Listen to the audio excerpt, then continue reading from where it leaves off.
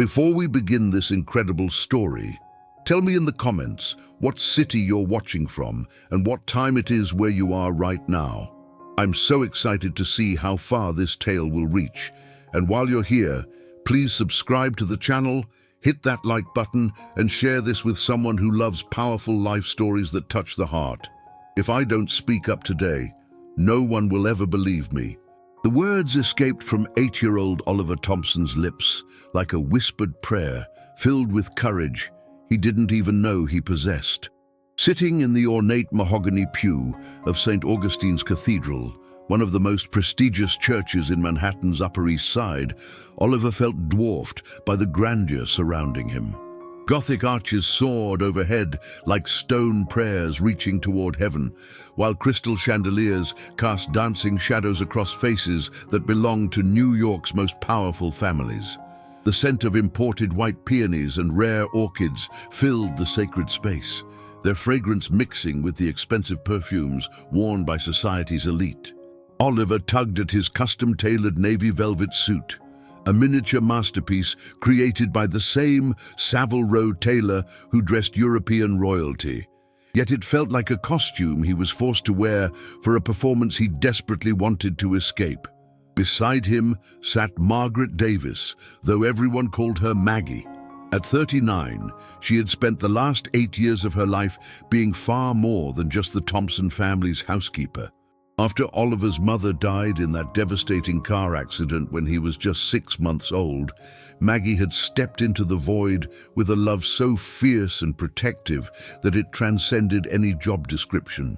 Her emerald green dress was elegant but understated, chosen carefully to respect the formality of the occasion, while maintaining the dignity of someone who knew her true worth had nothing to do with designer labels.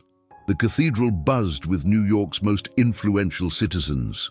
CEOs, senators, Supreme Court justices, and old money dynasties filled every pew, their conversations a symphony of stock prices, charity galas, and political maneuvering. None of them paid attention to the small boy whose hands trembled as he clutched a smartphone that contained enough evidence to shatter the carefully constructed facade of the woman about to become his stepmother. At the altar, James Thompson stood with the confidence of a man who had built a real estate empire from nothing. At 36, he commanded respect in boardrooms across the globe.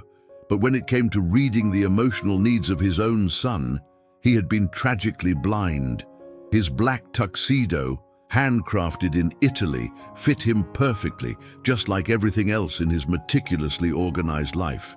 Yet beneath that polished exterior lay a grief-stricken widower who had mistaken loneliness for love and companionship for genuine care. Father William, a distinguished man of 56 with silver hair and kind eyes, adjusted his ceremonial robes while reviewing the sacred words he would soon speak about holy matrimony. He had officiated countless weddings for Manhattan's elite, but something about today felt different. There was a tension in the air, a heaviness that seemed to press against the very walls of the cathedral. When the massive oak doors opened, every head turned to witness Victoria Sterling's grand entrance. At 31, she was the epitome of calculated perfection, draped in a custom Vera Wang gown that had taken 6 months to create. Thousands of Swarovski crystals caught the light as she moved, creating an almost ethereal glow around her statuesque figure. Her beauty was undeniable, the kind that graced magazine covers and commanded attention at every charity function she attended. Behind her walked Evelyn Sterling, Victoria's 53-year-old mother, whose steely determination had shaped her daughter into the ambitious woman she had become. Draped in champagne silk that cost more than most people's annual salaries, Evelyn surveyed the assembled guests with the satisfaction of a general reviewing her troops before battle. As Victoria glided down the aisle, Oliver's mind flashed back to moments that no one else had witnessed. The night she had locked him in the basement storage room for 3 hours because he had cried when missing his mother. The afternoon she had thrown away his mother's favorite book, claiming it was time to move on from dead people. The countless times she had whispered threats about sending him to boarding school so far away that his father would eventually forget about him entirely. The smartphone in Oliver's pocket felt heavier than lead. For weeks, he had been secretly recording their interactions, driven by the desperate hope that someday, somehow, someone would listen to his truth. The device contained hours of audio that revealed the stark contrast between Victoria's public sweetness and her private cruelty. Maggie had noticed the changes in Oliver long before anyone else. The nightmares that left him screaming for his mother, the way he flinched whenever Victoria entered a room, the gradual disappearance of his appetite, and the hollow look that had replaced the spark in his eyes.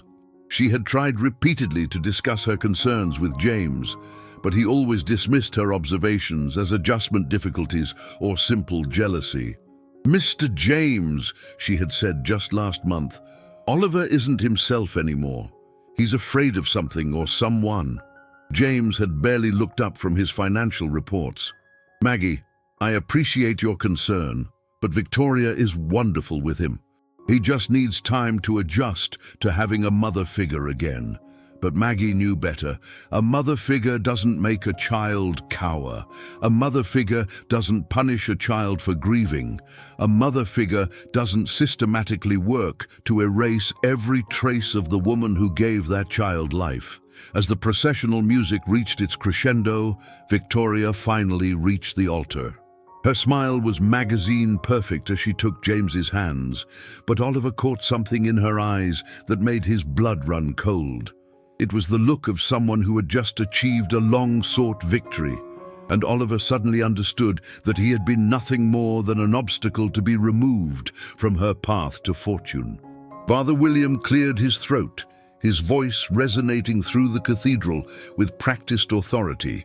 "Dearly beloved, we are gathered here today to witness the union of James and Victoria in holy matrimony.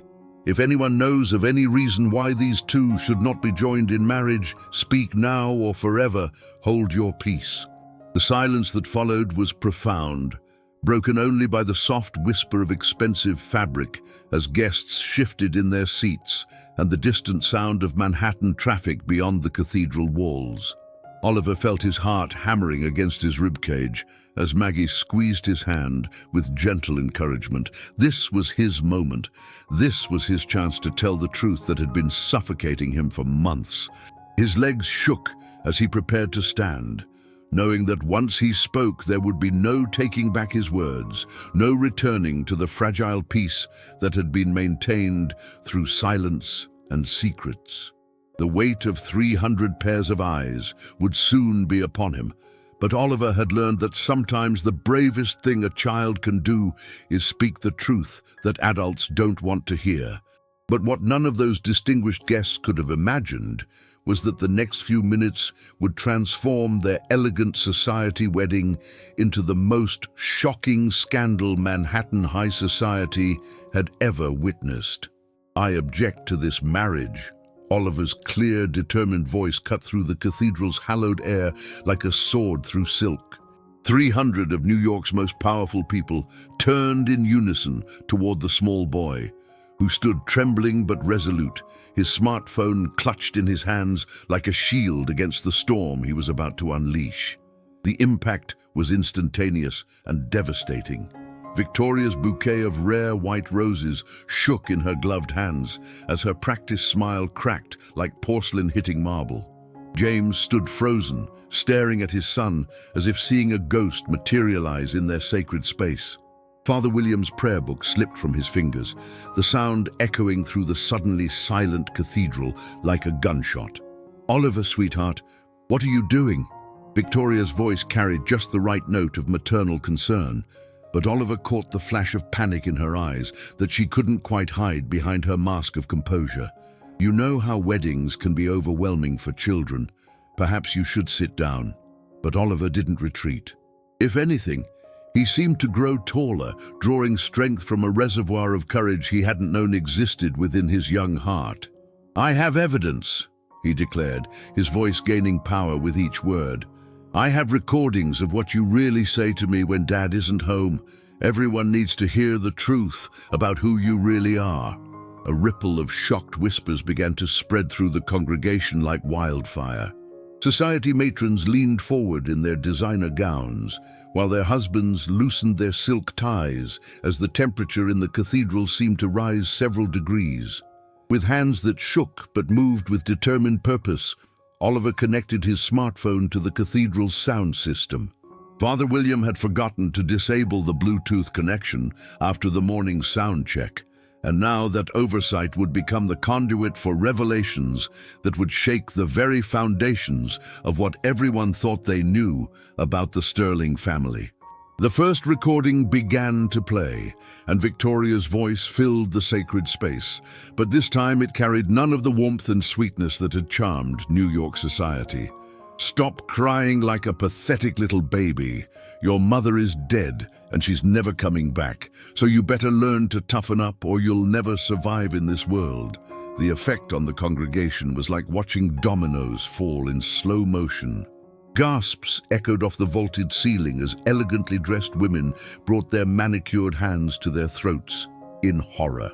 Men who commanded corporate empires and political machines shifted uncomfortably in their seats, recognizing a cruelty that went far beyond any acceptable form of discipline.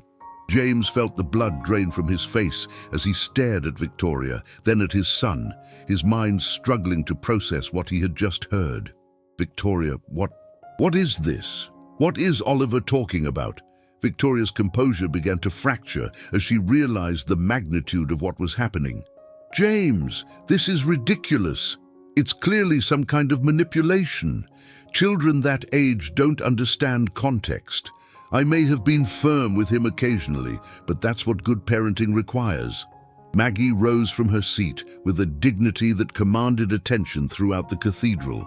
Despite her modest dress and working-class origins, she possessed an authority that made even the most powerful people in the room lean forward to listen. "I witnessed everything," she said, her voice carrying clearly through the microphone that Oliver still held. "For months I watched this precious child become a shadow of himself. I found him crying in his closet, afraid to come out when she was in the house.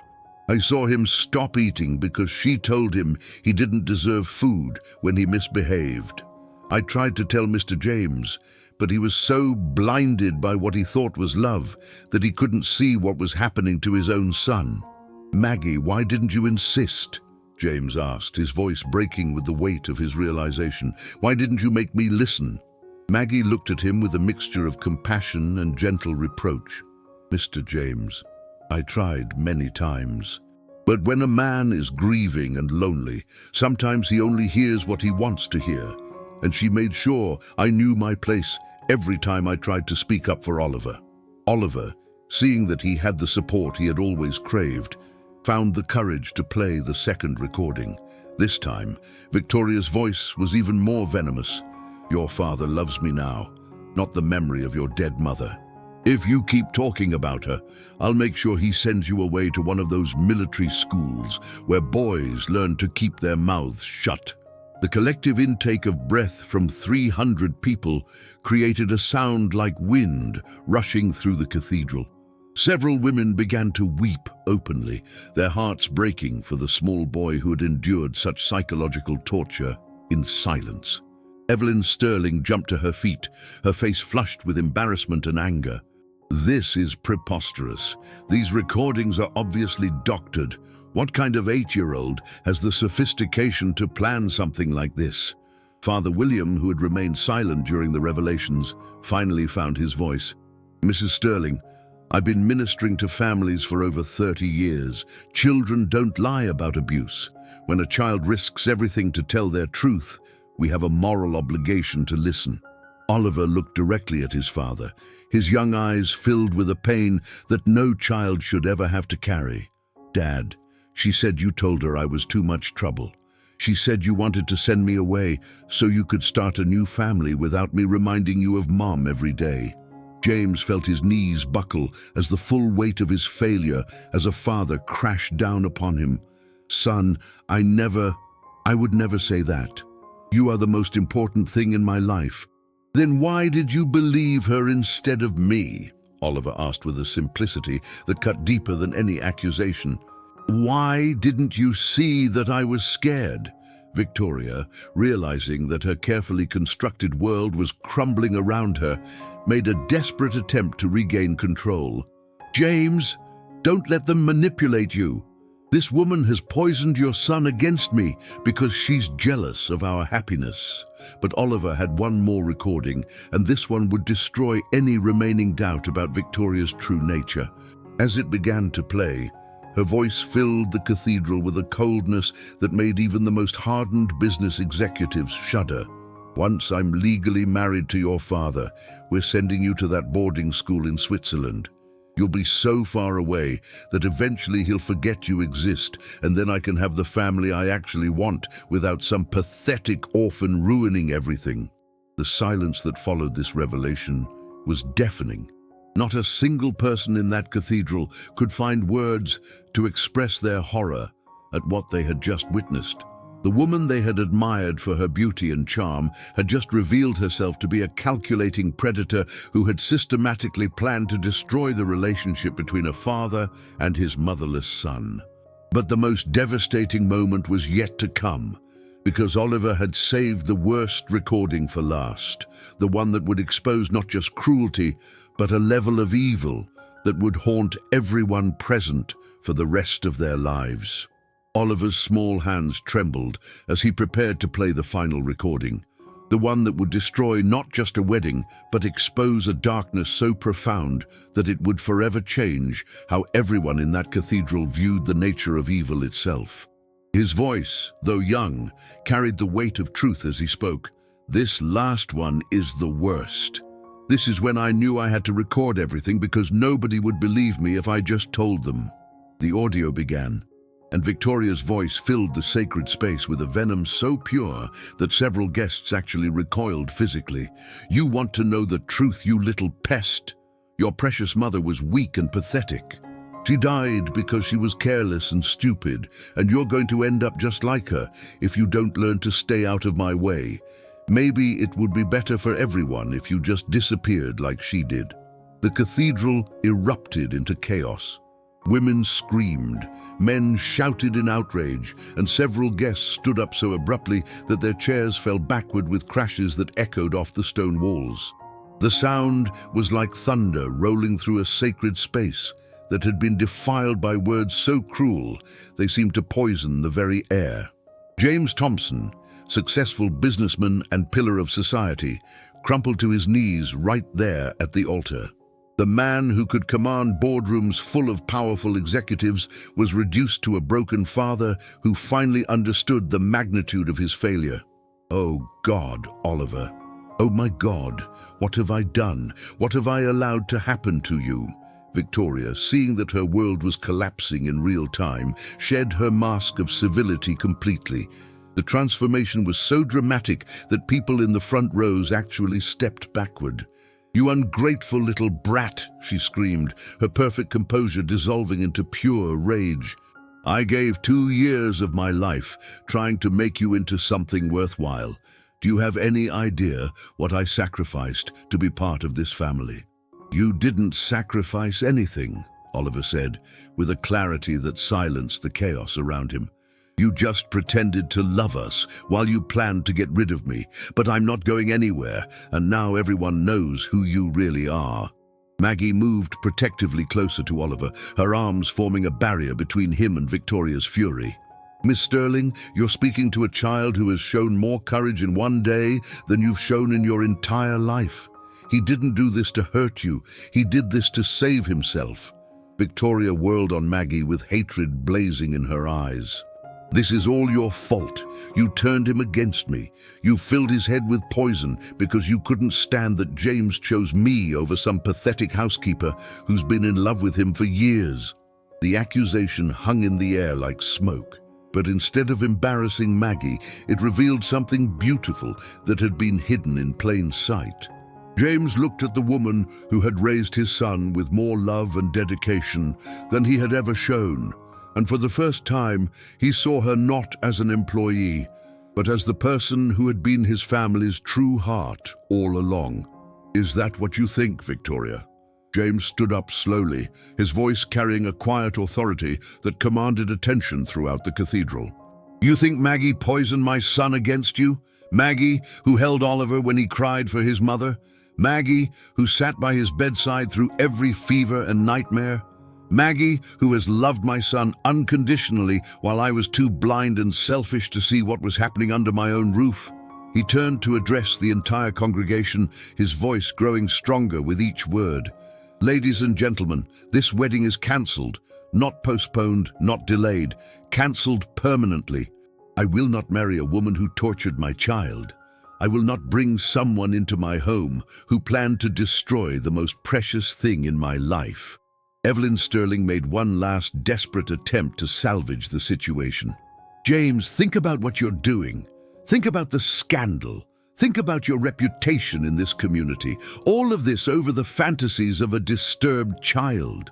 Father William stepped forward, his voice carrying the moral authority of his position. "Mrs. Sterling, in 30 years of ministry, I've learned that children's voices are often the clearest reflection of God's truth. This boy didn't create these recordings to cause scandal. He created them to survive." Victoria, realizing that she had lost everything, unleashed one final act of cruelty. "Fine! You deserve each other. A weak man, a pathetic servant, and a damaged child. But mark my words, James, when that boy grows up and leaves you behind like all children do, you'll remember what you threw away today. You'll remember the woman who could have given you everything." Oliver, who had been silent during this exchange, stepped forward with a composure that amazed everyone present. "Miss Victoria, my mom didn't leave me behind. She died, which isn't the same thing. And even if I grow up and move away someday like all kids do, I'll never stop loving my dad and Maggie, because that's what real families do. They love each other even when they're apart." The simple wisdom of a child's words struck the congregation like lightning. Here was an 8-year-old boy who understood love and loyalty better than the adults who had failed to protect him. Victoria gathered her expensive gown and stormed toward the cathedral doors, her mother hurrying behind her. But before leaving, she turned back for one final threat. "You'll all regret humiliating me like this. I have connections in this city. I can destroy reputations. I can make life very difficult for people who cross me." James stood up to his full height, and for the first time in 2 years, he looked like the powerful man he truly was. "Victoria, if you ever come near my son again, if you ever threaten my family in any way, you'll discover that I have more connections and more power than you ever imagined. The only person whose reputation is destroyed today is your own." And as Victoria and Evelyn fled the cathedral under the condemning stares of Manhattan's elite, Father William approached the altar where James knelt beside his son. "Perhaps," he said gently, "this is where the real ceremony should begin. Not a wedding, but a reconciliation. Not the joining of two people who don't truly love each other, but the healing of a family that almost lost its way." James pulled Oliver into his arms with a fierce protectiveness that he should have shown months earlier. "Son, I am so sorry. I failed you in the worst possible way, but I promise you, from this moment forward, you will never have to be brave alone again." Oliver looked up at his father with eyes that held both forgiveness and hope. "Does this mean Maggie can stay with us forever? Not as our housekeeper, but as our family?" James looked at Maggie, seeing her clearly for perhaps the first time. "That depends on whether Maggie wants to be part of a family that has a lot of healing to do." Maggie smiled through her tears. "Mr. James, I've been part of this family since the day Oliver was born. The only difference now is that you finally recognize it." As the three of them embraced at the altar where a wedding was supposed to take place, the congregation began to understand that they had witnessed something far more sacred than a marriage ceremony. They had witnessed the rebirth of a family founded on truth, protected by courage, and bound together by authentic love. But none of them could have predicted how this day would transform not just the Thompson family, but also inspire a movement that would give voice to countless other children who suffered in silence. 2 years after the day that changed everything, the Thompson mansion had been transformed from a showplace into a real home. The sound of Oliver's laughter echoed through halls that had once been silent with fear, and the warmth of genuine family love had replaced the cold perfection that Victoria had demanded. James had restructured his entire life around his son's needs, turning down international deals that would have taken him away from home for more than a few days at a time. He discovered that success meant nothing if it came at the cost of missing his child's childhood. Their evenings were now filled with homework help, bedtime stories, and conversations that James actually listened to with his whole heart. "Dad," Oliver said one evening, as they built a model airplane together in the study that had once been off-limits to children, "do you think you'll ever get married again?" James paused in his work, considering his words carefully. "I think I'd only marry someone who loved you as much as I do, son. Someone who would make our family stronger, not smaller." Someone like Maggie?" Oliver asked, with the directness that had saved their family. The truth was that James's feelings for Maggie had evolved naturally over the months of rebuilding their lives together. It wasn't gratitude or convenience. It was recognition of a love that had always been there, waiting to be acknowledged. Maggie had never been just the housekeeper. She had been the heart of their home, the keeper of their memories, and the bridge between James and his son, when grief had made him forget how to be a father. Maggie had officially become Oliver's guardian and the family's household administrator, with a salary that reflected her true value to their lives. But more importantly, she had found her rightful place as an equal partner in raising Oliver and healing the wounds that Victoria's cruelty had left behind. The therapy sessions that had begun immediately after the cathedral incident had helped all three of them understand how trauma affects children and how families can rebuild trust. "Mr. Thompson," their family counselor had explained, "Oliver didn't just need you to listen to his words. He needed you to see his pain and respond to it. Children communicate distress in many ways, and we adults have to learn to hear all of them." Oliver's healing hadn't been instant or easy. There had been nights when he woke up screaming, convinced that Victoria was coming to take him away. There had been days when he refused to eat, fear overriding hunger. But each time, James and Maggie were there, providing the consistency and unconditional love that slowly rebuilt his sense of security. "Maggie," Oliver had asked during one of his difficult moments, "do you think I was wrong to record those things? Sometimes I feel bad about getting Victoria in trouble." Maggie had held him close, her voice gentle but firm. "Sweetheart, you weren't the one causing trouble. You were the one trying to stop it. What Victoria did to you was wrong, and speaking the truth about wrong things is always right." Oliver's story had spread far beyond the walls of St. Augustine's Cathedral. Child advocacy groups had invited him to speak at conferences, and his courage had inspired other children to find their voices. A foundation had been established in his mother's name, dedicated to protecting children from psychological abuse and training adults to recognize the signs. "When someone hurts you with words or actions," Oliver would tell audiences of children and parents, "it's not your fault, and you don't have to keep it secret. Keep telling trusted adults until someone listens and helps you."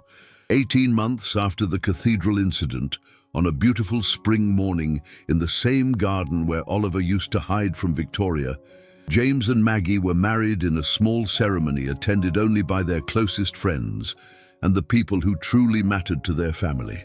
Oliver served as the best man, carrying the rings with a smile that radiated pure joy. During his short speech at the reception, he said something that would be remembered by everyone present. "Today, my dad married my mom. Not the mom who gave birth to me, but the mom who chose to love me every single day. And that's the best kind of love there is." Father William, who had officiated this ceremony with genuine joy instead of obligation, commented afterward, In all my years performing weddings, I've never seen a marriage built on such solid foundations. Truth, sacrifice, and love that has been tested by fire. During their honeymoon, a long weekend at a nearby resort because Oliver wasn't ready for his parents to go far away, James reflected on how dramatically his understanding of love had changed. Maggie, 2 years ago I thought I knew what love was. But what I felt for Victoria was just loneliness wearing a disguise. What I feel for you and what I see between you and Oliver, that's what real love looks like. Maggie smiled, taking his hand. Real love doesn't hide or manipulate or hurt, James. Real love protects and nurtures and tells the truth, even when it's difficult. 5 years later, Oliver, now 13, had become a confident teenager who used his experience to help other children in similar situations. The foundation bearing his mother's name had helped hundreds of families, and Oliver served as its youngest board member and most effective spokesperson. "Dad," he said one day as they worked together on foundation projects, "do you ever regret not marrying Victoria?" James looked at his son, now almost as tall as he was, then glanced toward the garden where Maggie played with their 3-year-old daughter Emma, the child who had completed their family in the most beautiful way. "Oliver, that decision to cancel the wedding was the best choice I never made. You made it for me, and it saved all of our lives." "I've learned something important," Oliver continued with the wisdom that his experiences had given him. "Sometimes kids have to be braver than the adults who are supposed to protect them. But when the adults finally start listening, amazing things can happen." The story of what happened in St. Augustine's Cathedral had become legendary in their community, not as a scandal, but as a testament to the power of truth and the courage of a child who refused to suffer in silence. Couples getting married at the cathedral often requested that Father William include a special blessing for the protection of children in blended families. Victoria had attempted to return to New York society several times, but her reputation never recovered from the public exposure of her cruelty. The audio recordings had spread through social media, making her a symbol of hidden abuse. She eventually moved to another state, but the lesson she had taught, that evil can wear a beautiful mask, continued to protect other children whose parents now knew to listen more carefully to their voices. "I don't hate her anymore," Oliver had said during a television interview about child advocacy. "I feel sorry for her. Someone who hurts children must have a lot of pain inside them. But feeling sorry for someone doesn't mean we have to let them keep hurting people." Udo. On the 5th anniversary of the day that changed their lives, the Thompson family returned to St. Augustine's Cathedral for a special service of thanksgiving. Oliver, now a poised teenager, stood at the same altar where he had once found the courage to change his destiny. "You know what I think?" he said to his parents as they left the cathedral together. "I think every child who's suffering in secret needs to know that their voice matters. That there are adults who will listen and believe and protect them, and that speaking the truth, even when you're scared, is always worth it." James and Maggie exchanged a look of pure pride and gratitude. Their son hadn't just survived his trauma. He had transformed it into a mission to help others. The boy, who had once been silenced by fear, had become a voice of hope for children everywhere. And so what began as the story of a brave child interrupting a wedding became a testament to the truth that authentic love always recognizes and protects the vulnerable. That families are built on honesty and trust, and that sometimes the smallest voice in the room carries the most important message of all. The Foundation's motto, inspired by Oliver's courage, read simply, "Truth spoken in love can heal the world." Ugu, what would you have done in Oliver's place? Would you have had the courage to speak up when all the adults in your life seemed to be on the wrong side? Tell us in the comments what city you're watching from and what this story means to you. Oliver's courage reminds us that truth and love will always triumph over deception and cruelty, and that sometimes the bravest thing we can do is simply speak our truth. Like this video, subscribe to our channel, and share it with someone who needs to remember that their voice matters and that authentic love never hurts, it always heals.